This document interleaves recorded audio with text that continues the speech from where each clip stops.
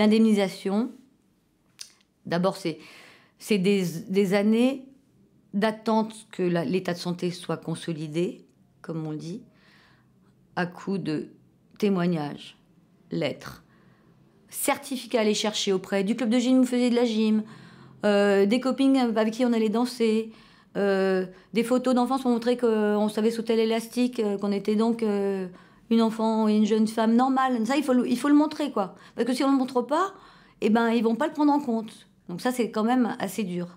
Il n'y avait aucun côté humain.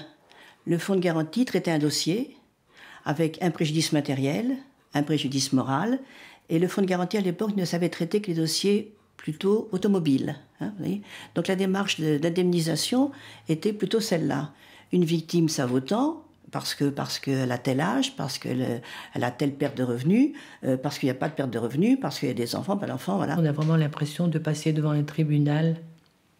On vous jauge, on vous regarde, ah ben ça va bien de ce côté, ah ben ça va mieux, etc. C'est horrible. Moi j'ai été très agressive avec les médecins qui m'ont expertisé parce que c'est une forme d'humiliation. Vous avez des experts en face de vous qui vous disent, vous savez, on peut très bien vivre sans pied, par exemple. Ça, c'est des choses que j'ai entendues. On se retrouve à devoir justifier continuellement de tout.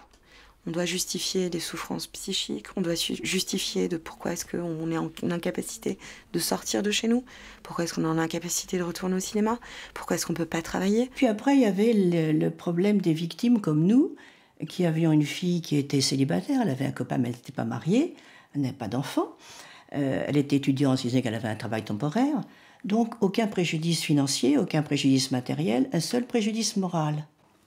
Mon mari m'a dit un jour, notre fille ne vaut moins cher qu'une voiture. Mais je lui ai dit, à combien tu l'estimes? Il me dit, elle n'a pas de prix. Mais oui, d'accord, elle n'a pas de prix. Donc le préjudice moral est très difficile à estimer.